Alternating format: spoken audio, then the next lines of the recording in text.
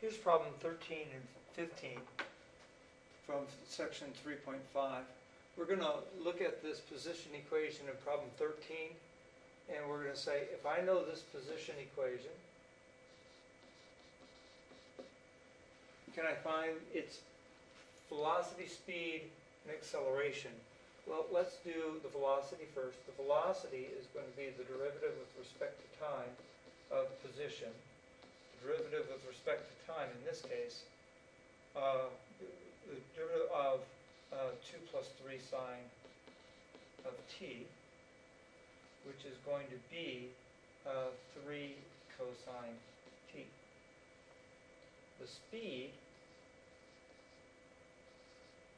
is the absolute value of the velocity, so the speed would be 3 cosine, absolute value of 3 cosine t.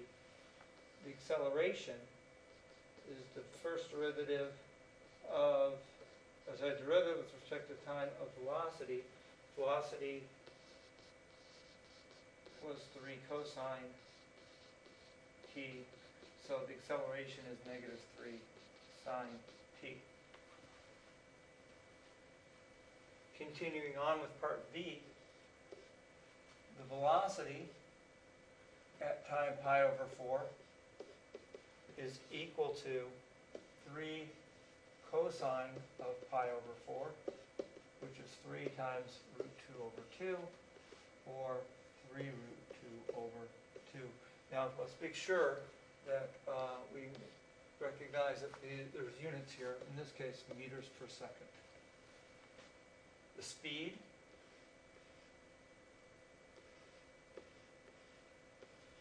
when time is equal to pi over 4 is equal to 3 root 2 over 2 meters per second as well, because that velocity is positive. The acceleration at pi over 4 is going to equal to negative 3 sine of pi over 4, which is negative 3 root 2 over 2, and in that case, that unit is in meters per second squared. Describe the motion of the body. Well, in this case, what we have is that we're starting here at 2. Sine is going to go up to as far as 5, because the positive amplitude is 3. It's going to go back down to 2. This is at pi over 2, by the way. Go back here at pi. And it's going to go as low as negative 1 before it comes back up to 2. And it's going to bob between 5 and negative 1, 5 and negative 1, 5 and negative 1, back and forth, back and forth. And so that's problem number 13. Let's take a look at problem number 15. In problem number 15, we have S is equal to 2 sine t plus 3 cosine t. The velocity, which is the first derivative with respect, or the derivative with respect to time of speed, of position, is going to be 2 cosine t minus 3 sine t. The speed is going to be the absolute value of that. Speed can never be negative. And then lastly, the acceleration, which is going to be the derivative with respect to time of velocity, is going to equal to negative 2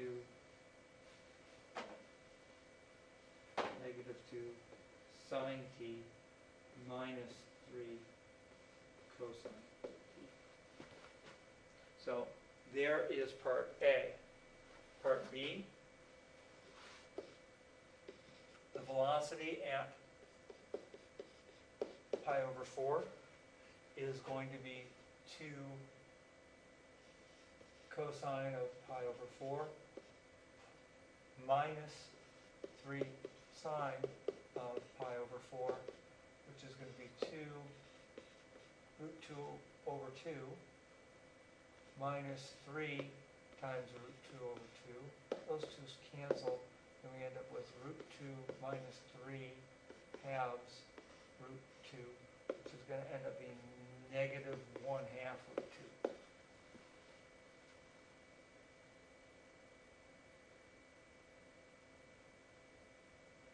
All right. What's the speed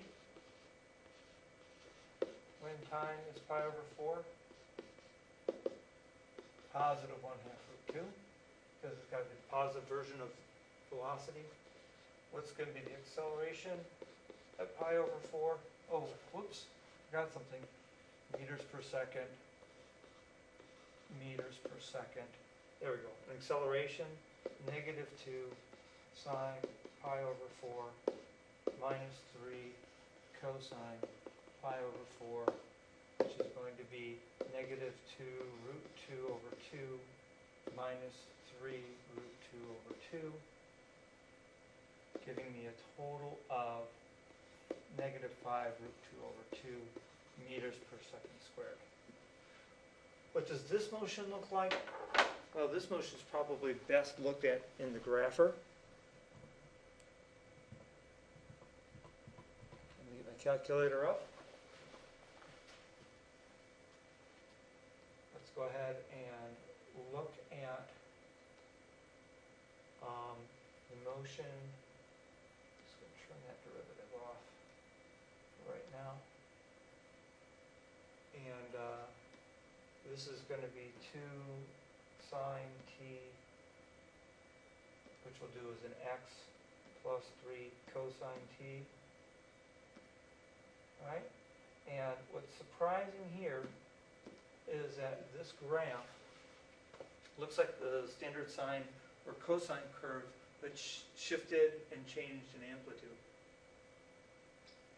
It's actually true that every one of the curves that's in the form a sine t plus b cosine t can be transformed as some amplitude sign with some shift.